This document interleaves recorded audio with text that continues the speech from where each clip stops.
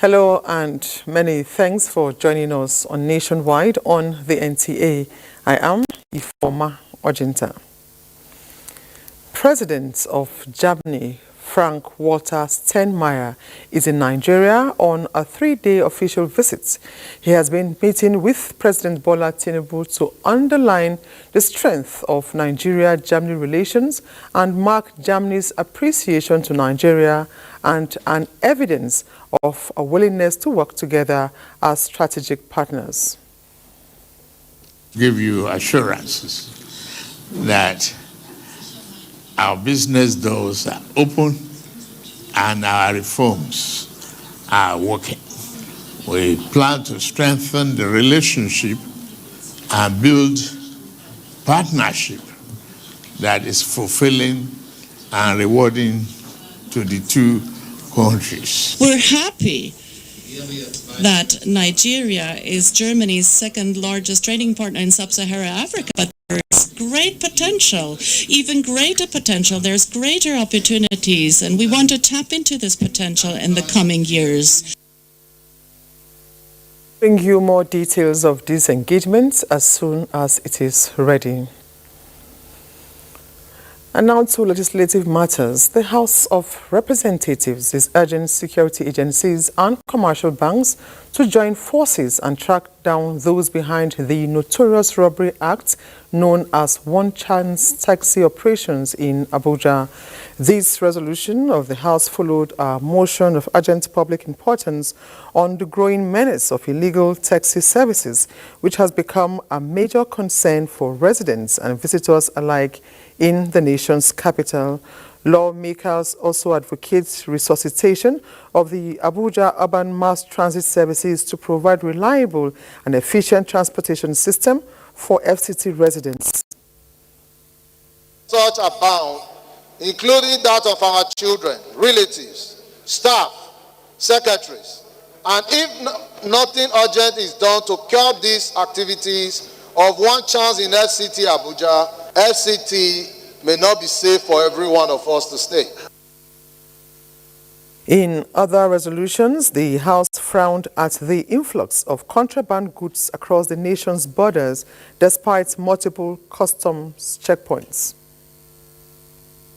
That is jointly with the Committee on Defense to investigate the operations and activities of the Nigerian Customs Service across Nigerian borders, with a specific focus on smuggling activities, and report back to the House within 6 weeks. National Assembly correspondent Mitari Ikwen reports that a bill seeking the establishment of more specialist eye care centers in the country passed second reading at Wednesday's plenary. Meanwhile, the Senate has clarified that subnationals are not mandated under the 1999 Constitution as amended and the Electricity Act 2023 to regulate and enforce compliance to the use of standard electrical equipment in their jurisdiction, as the Nigerian Electricity Management Services Agency, NEMSA, has the sole responsibility nationwide to ensure unification in regulation and enforcement of technical standards in the country. Chairman, Senate Committee on Power, Eyinaya Baribe, at the 4th edition of Stakeholders Roundtable in Abuja, decries increase in the use of substandard electrical equipment, which is also responsible for frequent grid collapses, and says the mandate to regulate and enforce compliance is not decentralized. Senator Baribe tasked NEMSA to step up campaign against use of substandard electrical equipment, which has become a major challenge in the electricity industry in the country. Make it far more explicit that just like the NEC, that for question of safety, Nigeria must have one standard. The support of the legislature and judiciary remains indispensable. Through your legislative oversight, policy guidance, and judicial interpretation, we are empowered to uphold the highest standards of safety and technical integrity in the electricity sector. Joshua Ojito reports that the fourth edition of the Stakeholders Roundtable is to optimize executive, legislative and judicial roles on NEMSA's mandate of enforcement of technical standards and regulations in the Nigeria electricity supply industry. And the Nigerian Electricity Regulatory Commission (NEC) says any request for upward review of electricity tariff must be backed by quality of supply to customers. This is coming as a utility company in Abia State approached the commission requesting for upward review of tariff for electricity customers in Aba from January 2025. At the public hearing in Abuja on the request for tariff increase, the Aba Power submits that its request is hinged on inflation, cost of gas, among other factors, to enable it to recover cost of production and invest on infrastructure for improved service delivery. Representatives of electricity consumers in Aba say any increase in tariff at the moment will impact negatively on the cost of doing business in the commercial nerve center of the Southeast. The regulator assures all parties that it will study all submissions before taking its decision on whether or not to approve the tariff increase. When your customers are happy, they will be willing to pay more to you so that you can also improve on your operational performance. I think that aspect you really need to look at it critically. The other thing that will be part of your review of your application has to do with the power purchase agreement between you and your sister company. Nigeria has reaffirmed its leadership in the global energy sector with the appointment of Adeyemi Bello, Nigeria's governor for OPEC and chairman OPEC Board of Governors for 2025. His appointment was confirmed at the 189th meeting of the OPEC conference. The appointment highlights Nigeria's influence within the Organization of the Petroleum Exporting Countries, OPEC, and underscores the nation's commitment to shaping global energy policies. Minister of State for Petroleum Resources, Oil, Senator Henikin Lukbobiri, has consequently described Adeyemi Bello's elevation as a testament to the country's active contributions to the global oil industry. The minister also expressed profound gratitude to Ambassador Gabriel Aduda, the outgoing Nigerian OPEC governor, for his exemplary service. In the same vein, OPEC has appointed Adib Al-Amar, governor of Saudi Arabia, for OPEC as the alternate chairman of the Board of Governors for 2025. Nigerian youths have been urged to unite against corruption by exposing tendencies that go against accountability and right values.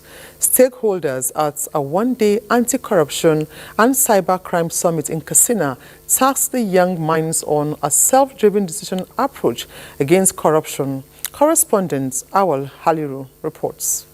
A recognition that corruption affects every facet of life but bites harder against the prospects of the youth, the Katsina State Public Complaints and Anti-Corruption Commission, in collaboration with key players, organized a summit of stock-taking looking at youth vulnerability to fraudulent practices and the widespread impacts of internet fraud, while analyzing the theme for the 2024 International Anti-Corruption Day. The role of youth and women in achieving a corrupt and cybercrime-free Katsina State resonates deeply for the compelling need for young people to close ranks and fight corruption. This occasion has shown our collective effort to combat corruption and cybercrime in Katsina State. As part of our focus, in order to take proactive measures, we need to educate our youth and tell them the danger of such kind of act. The youths are in agreement that the easy money syndrome is drawing young people into criminality. It's a great offense to engage in a cybercrime activity. By coming to this summit, I have already understood that doing those kind of cybercrime stuff are illegal. The summit featured paper presentations on the Islamic perspective of the consequences of indulging in corruption. In Katsina, Awal Haliru, NTA News. Coming from the lessons learned from implementation of the Administration of Criminal Justice Act 2015, legal experts saddled with developing appropriate frameworks for an efficient judicial process want a fixed tenure for heads of courts to ensure accountability. This was at a review meeting in Abuja on the national minimum standards for effective justice delivery.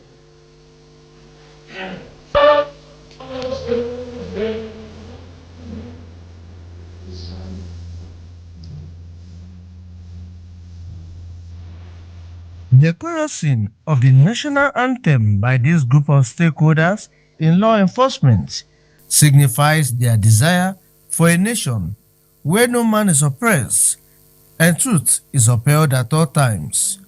Thus, the meeting in the nation's capital is reviewing progress made by the 36 states and the FCT in the implementation of the Administration of Criminal Justice Act using national minimum standards. The reason we have that act, the reason we have adopted to of ourselves these minimum standards is so that we can have a system that works efficiently, that treats people with humaneness. We urge the anti-graft agencies to focus more on prevention of corruption and economic crimes. It's supposed to be a correctional center now, based on our new act, not a prison. It's to help people rehabilitate them back into the society after they've served their terms. The forum also observed the positive effects that the AJA has had on justice delivery, how it has hastened the conviction of persons alleged of criminal conduct and the forfeiture of illicit assets to government coffers. In Abuja, Olabode, NTA News. Human Rights Commission Plateau State is working towards ensuring that violations in human rights issues are speedily tackled to reduce its negative impact on the society. A roadwalk in Jos to mark 16 days activism is one of the steps as reported by Ndeyang and Diabangyang. This roadwalk, marking the end of 16 days of activism, coincided with the International Human Rights Day. The walk attracted stakeholders from the various sectors with the theme, Our Rights, Our Future, Right Now. Human rights protection is a continuous process and not an event.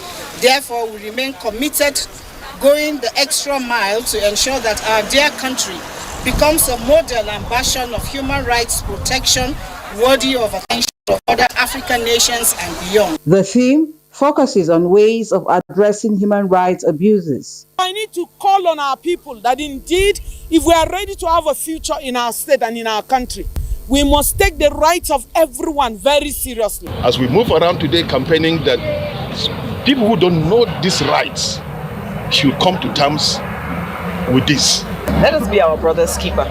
If you see something that isn't right, or you sense or you just feel that something isn't correct, say something. The event featured distribution of flyers on how to end human rights abuses, among others. In Jos, Nigerian and Abuja, NTA News. And Ndeyang is joining us live now to speak more on efforts of the National Human Rights Commission to check these violations. You are on, Ndeyang. Yes, Reformer, as part of activities to mark this year's 16 days of activism, various organizations embarked on awareness campaign with a call on stakeholders to take deliberate steps towards closing the gap in human rights protection. And the National Human Rights Commission, in collaboration with other gender-based organizations, advocating gender equality, policy and legislative reforms to prevent and respond to violence against women and girls. The Commission is also leveraging on the traditional and social media to amplify the messages. In view of this increased awareness, the Commission has received complaints affecting more than 1,000 persons. I tell you, out of this number, 886, representing 83% of the number, are gender-based violation. In spite of the insufficient and inadequate safe homes, inadequate professional care, funding, family courts, and access to medical care, among others, there are plans to provide more safe homes where survivors of gender-based violence can be housed to on-the-go trauma counseling, since investigations reveal that some of the violations are being perpetuated by family members and neighbors.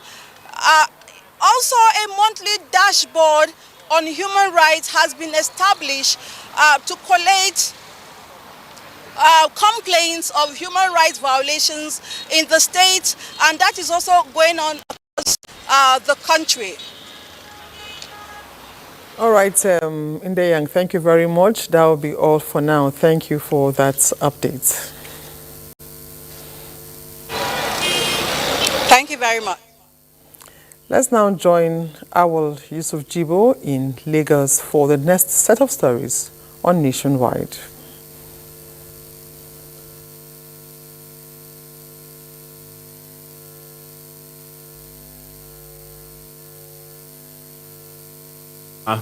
The Lagos State government is maintaining its stance on zero tolerance against domestic violence in the metropolis. This was evident at an awareness campaign that brought together concerned agencies in collaboration with community leaders to sensitize the public more on the impact of domestic violence on victims, families, and the society at large. Diana Ajale reports. I've been in Lagos in a busy land with marriage, quarreling, fight, no feeding, beating. There is a day nearly threw me from upstairs. At last, broke up with me. A survivor of domestic violence, Ruth Bebiathe, narrating her ordeal. Nipping this ugly trend in the bud is what the Lagos State government is after. An awareness walk which began from the Oba Elegushi Palace, led by the Olowa of Ikate Kingdom, Chief Salisu Oluwadare, was used to ensure that residents and motorists are sensitized about the negative effects of domestic violence. Because it's something that some people have it in their home, they could not speak out, and they don't know where to call. And now, I think there is a number now to call. We need to build a new family. We need to stop early child marriage. It's very important because we have lots of mothers now, especially in rural areas, that they themselves are not matured enough. The group of relevant agencies comprises Lagos State Domestic and Sexual Violence Agents, Anti-Corruption, and the Rule of Law, believe partnering with community leaders who are closer to their subjects will go a long way in tackling the menace of domestic violence in the various communities. We thought it was best to deepen our partnership with the traditional rulers because they play a very critical role in preventing and responding to sexual and gender-based violence. So it's important for us to be proactive, engage community members on these issues. Why concerted efforts are being put in place towards ensuring a safer society for all. Concerned persons, however, encourage victims to always speak out and feel free to seek help from appropriate authorities at all times. In Lagos, Diana Ajale, NTA News. And away from domestic violence, Nigeria Correctional Service has over the years witnessed a paradigm shift, not just in the change of its name from the defunct prison service, but its reformation and empowerment of inmates with requisite skills to live an impactful life during and after their jail term has been a major thrust of its agenda. Joel Popola in this report examines the mileage of this initiative in producing truly reformed inmates. At the mention of Nigeria Correctional Service, what comes to mind is confinement and incarceration of inmates. But the narrative is changing as correctional facilities is fast becoming a massive training center which has continued to produce graduates, courtesy of the partnership with the National Open University of Nigeria, with study and examination centers in Ikoyi Custodial Center, stakeholders say the infrastructure at the custodial center is helping academic and vocational training, and the impact has been unprecedented. Institution-free tertiary education. So presently, we have almost like 4 inmates at their PhD levels now. So we're having more enrollment with inmates saying that there's possibility in attaining higher degree education. Many inmates who never had any qualification prior to their sentencing are now living with degrees and other vocational skills, which have contributed in their early release through prerogative of mercy. Apart from this, there is also an inmate reward system which helps them earn an income while in custody. Partner, some during exhibition, and when those things are made, a portion goes into for the service, a portion goes through for the inmate. The educational pursuit of the inmate, and also in Lagos, is very, very commendable. And in terms of vocational training as well, I think we are making more progress. Through follow-ups from Nigeria Correctional Service and NGOs, many inmates have been empowered with startup facilities, but the consensus is that an end to stigmatization will hasten their full reintegration into the society. In Lagos, Joel Bukbola, NTA News. Those are the stories from Lagos nationwide. Syria.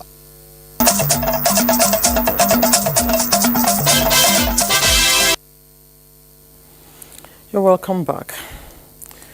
Federal Airports Authority of Nigeria confirms that on December 11, 2024, at 10:05 a.m., an Allied air cargo aircraft with registration number FNJRT skidded off runway 22 at Nnamdi Azikiwe International Airport, Abuja, with 5 souls on board, but there is no reported injury. A statement by the Director of Public Affairs and Consumer Protection, FAN, Obiageli Ora, notes that all occupants were safely evacuated and taken to the FAN clinic for further check. The airport emergency response team and accident investigators are on the scene. The runway is being cleared and is expected to reopen for operations as soon as possible. The public is advised to look forward to the preliminary report by the Nigeria Safety Investigation Bureau. Efforts are on to break barriers hindering girl-child education through effective strategies to increase their enrollment, retention, and completion rates. This is at a one-day conference of traditional and religious leaders across the north-central zone of the country, with prominent traditional rulers, including the Sultan of Sokoto, Muhammad Sa'ad Abubakar, in attendance. Hussein Musa reports that the initiative is at the instance of the Federal Ministry of Education under the Adolescent Girls Initiative for Learning and Empowerment. School participation has remained a challenge in Nigeria, with the menace majorly affecting the northern part of the country, as affirmed by the 2023 statistics of UNICEF, indicating that 15.3 million children were out of school, with about 70% of this number being females. The need to address this challenge informed the federal government World Bank-assisted initiative, the Adolescent Girls Initiative for Learning and Empowerment Agile project, with various components seeking to create safe and accessible learning spaces to foster an enabling environment for girls to thrive. The good thing is that we are all very happy to take part in this. That's very good. It is through education that we break down barriers, challenge stereotypes. There is opportunity for a girl child to be very, very useful to herself and to the society. My late father, he was an educationist who believed strongly in the education of all his daughters, and his legacy inspires my commitment to this cause. The conference featured presentations by students, including those living with disability, and the recognition of the wife of the Niger State Governor, Fatima Umaru, as the ambassador of Agile project in the state. Emina Hussein Musa, NTA News. 2 months after Oko communities in Delta State were completely submerged by flood, which led to the destruction of property and farm produce, Becky Greatman Chukwuka is finding out how they are coping with the impacts. As the flood has receded in the community, the daunting task of rebuilding begins. For the indigenes of Oko community, they are working tirelessly to salvage their belongings and get back on their feet. Even as some of the farmers have managed to go back to their farms, some of the indigenes are finding it difficult to get seedlings as the planting season has already begun. They say they need government's intervention. We need help. We are planning where to farm another one, looking for stick of cassava, yam, and rice, which we used to lay the foundation again. Others appreciate the stipend given to them by some government officials from their local government. We still seek for more assistance. Now we have started planting for the new season. We need help. So you need a helper for government because now water don't go down. His Royal Majesty Dr. Eze Osita is appealing to government to bring a lasting solution to the perennial flooding. And after the flood, we'll start managing ourselves. We are requesting that the construction of this our road to be permanent. The people of Oko community are optimistic that in no distant time they will bounce back and continue with their normal lives. From Oko, Becky Greatman Chukwuka, NTA News. I'll link it up now with Becky, who is standing by to give us the situation report. Tell us, Becky, what is the situation on ground and what's, more are the yearnings of the people?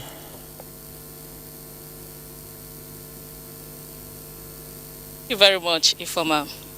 Oko community is actually made up of 6 villages and they are predominantly farmers. During the last flood, the 6 villages were completely submerged by the flood. All their farm produce were totally washed away. Schools were shut down. There was also no social life for them during that period. Now that the flood has receded, the people are picking up the pieces of their lives. It's like life is starting afresh again for them. All they need now is assistance from both the state government, federal government, and even good-spirited Nigerians to enable them stabilize. They also need agro seedlings as a new planting season has begun because, like I said earlier, they are predominantly farmers. In all, they are hopeful that the federal government will bring a lasting solution to the perennial flooding so they can start living without fear. All right, Becky, tell us, what is the state government doing at the moment, to ensure that this does not really happen again in the interim?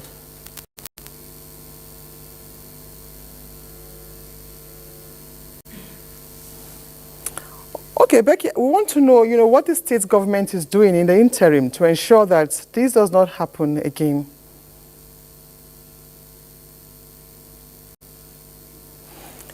Okay, I'm afraid Becky can't hear me. Thank you very much. That'll be all for now.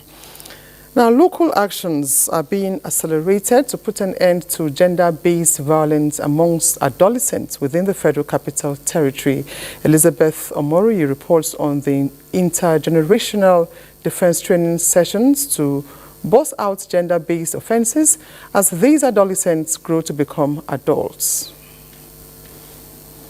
Is gradually achieving its purpose with the inclusion of the boy child in the advocacy against gender-based violence. This time, the FCT is raising the awareness and the Nigerian Civil Defense Corps is providing the non-kinetic defense training. The 620 adolescents for the 3 days were exposed to technical knowledge on self-defense and discipline, leadership skills, trauma management, and other life-saving techniques when in danger. We should speak out. When we see something, we should learn to say something. I've learned a lot here, how to defend ourselves. Facilitators of the session insist that the grooming of boys to understand the negative impact of gender-based violence on women and girls will help challenge unfriendly societal norms to build healthier homes. for interventions and investment in this kind of collective action. It cannot happen for one gender. It must happen for the inclusive representation. What we strongly believe and what we stand for is to ensure a world where we all have equity, where we have everyone understands their rights. It will be, a precursor to our fight against gender-based violence. The self-defense training is not meant for the boys or the girls to go outside and practice on anybody. No, it is whenever they are threatened. They recommend proper home training and education for girl child. In Abuja, Elizabeth Omoru, NTA News. Women across various royal clans in Nigeria have converged on Abuja for the inaugural session of the Association of Women Traditional Title Holders. It is to add their voices to calls to redefine values and preserve Nigeria's cultural heritage for peace and national integration. Abubakar Akwanga reports. This gathering is a royal one, and the characters represent a destiny of the female gender in deepening cultural relations and building bridges for national cohesion.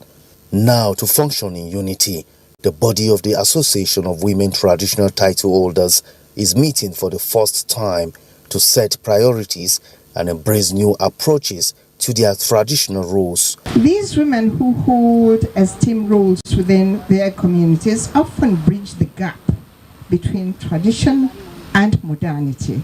We bring numbers of women, either 10, 20, and educate them, teach them, then from there they will not teach others. The association says it will continue to collaborate with royal fathers across Nigeria to preserve the diverse, rich heritage and tradition of the Nigerian people and beyond. Our first General Congress is not just a formality, but official flag of our collective mission, one rooted in the values of empowerment, unity and cultural preservation. Paper presentation on women and the girl's child featured prominently during the session, with a renewed drive to achieving positive breakthroughs. In Abuja, Abubakar Akwanga, NTA News. And our Kaduna Network Center is our next stop on Nationwide, and Salamatu is our guide. Hello, Salamatu. Informal, good evening and a warm welcome. The Kaduna State government is strengthening its collaboration with the World Bank to transform the livestock sector, which holds immense potentials to promote economic growth across the livestock value chain. Muhammad Umar Ajingi reports that the World Bank Livestock Operations Manager visited the Deputy Governor of the state to discuss strategies of driving the growth of the sector. The livestock sector in Kaduna State holds immense potential to transform the state's economy. This strategic meeting between the operations manager of the World Bank's Livestock Productivity and Resilience Support Project and the Deputy Governor of Kaduna State is to enhance productivity in the livestock value chain. For the World Bank, the agriculture and, of course, animal husbandry subsector of agriculture are critical sectors, economic sectors, where we believe there is an opportunity for Nigeria to increase its productivity and to provide gainful employment to Nigerians. We believe that with this intervention and with other interventions in agriculture, that we will do a lot in improving livelihoods, in growing our economies, and in creating wealth amongst our people. One of the programs that we have here in Kaduna is to make sure that we grow our rural infrastructure, and by so doing, growing the rural economy, because we realize that we have left it behind for a very long time. And I think that this is one way, for us to grow it. Both parties identified actionable strategies to boost productivity, improve livestock practices, and harness the sector's capacity for economic growth and sustainability. In Kaduna, I am Muhammad Umar Ajingi, NTA News. Moving away from livestock sector, the Nigerian Defense Academy will leverage on the energy shortfall as experts urged government to embrace alternative solutions by investing more in solar energy, a transformative potential towards addressing the country's deficit in power. Correspondent Haruna Muhammad reports that this is the resolve of experts at the 41st Solar Energy Conference held at the Nigerian Defense Academy, Afaka, in Kaduna. Nigeria remains a grip of energy insufficiency, with electricity generation averaging 4,000 to 5,000 megawatts, for short of the national demand. At the 41st Solar Energy Conference, experts spotlight solar power as more than an alternative, a transformative solution with the potential to redefine Nigeria's energy future, with the Nigerian Defense Academy tapping from it. With the team empowering communities through solar energy innovations for energy transition, discussions underscore solar energy role in not just powering homes and businesses, but also in combating climate change and enhancing lives across the country. The Commandant Nigerian Defense Academy, Major General John Ocha, and other delegates emphasized on the vast opportunities in renewable energy, expressing confidence that solar innovation could drive a sustainable and brighter future for Nigeria. The ministry is trying its best. It's trying to make sure that at least every household has a solar power system that can generate electricity for the day-to-day life. In a few days, the Nigerian Defense Academy will be commissioning a 2.5 million megawatts solar farm. That will go a long way in our path towards becoming energy independent. When it is fully operational, the Nigerian Defense Academy will be off the grid. It will help in decarbonizing the environment as well as saving costs. With the renewable energy conversation gaining traction, decisions from this conference are expected to shape policies that could revolutionize Nigeria's energy landscape. Haruna Mohammed, NTA News. And that report completes our package from here. You're still watching Nationwide. News will continue shortly after this timeout. Please stay tuned. Brought to you by SportyBet. Play with champions.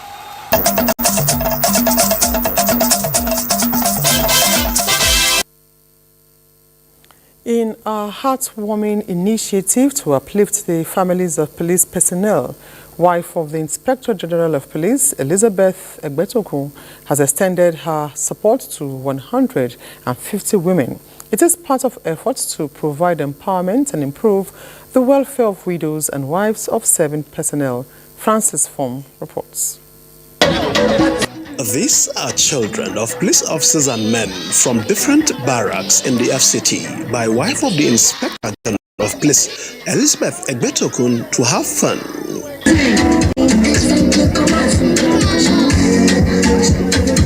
Not just having fun, but 150 widows and spouses of serving police personnel also given startups. Today, God make it to come true. I'm so much happy, and I say may God bless our mommy Elizabeth. At least with this, I will add to what I'm doing. I will be able to empower others too. Immediately I just saw these items. I say, God, I need sewing machine. I just pick it. I see it's sewing machine. I tell God, say thank you. I'm very grateful to mommy for doing this for us out of love. The Lord of the widows will continue to bless her. So this one, we are giving them tools so that they can use it and make money for themselves. We are not giving them fish. We are teaching them how to fish. That's what we are doing. And we've been doing that for a long time. Our wives are special human beings. Our advice to them is to continue to do what they are doing for us. Our jobs are difficult. They should make the home a welcoming place for us. And most especially, we want to thank them for taking care of our children. Francis from NTA News. And now it's time to get to our Ibadan Network Center for more stories from that axis with Kemi as our guide. Good to see you, Kemi. Ifoma, and welcome to Ibadan. Muslim faithful have been urged to assist the less privileged and sponsor female Muslim students to reach the peak of their education. The Sultan of Sokoto, Muhammad Sa'ad Abubakar III, stated this at the 9th General Assembly of Muslim Ummah of Southwest Nigeria, held in Ibadan, the state capital. Rafia Animashan Badmos has the details. This economic problem does not lie on importation of food items, but adopting the spirit of zakat, sharing among the less privileged.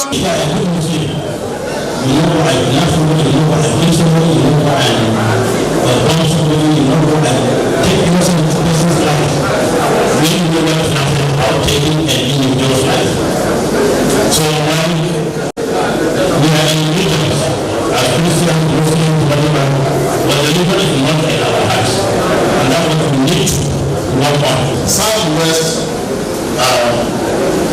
Muslim community, typified by Muslim, has a lot to do in terms of fostering unity. We, however, urged government to utilize the gains made from subsidy removal on improving security, infrastructure development, provision of electricity, massive food production, and employment generating projects.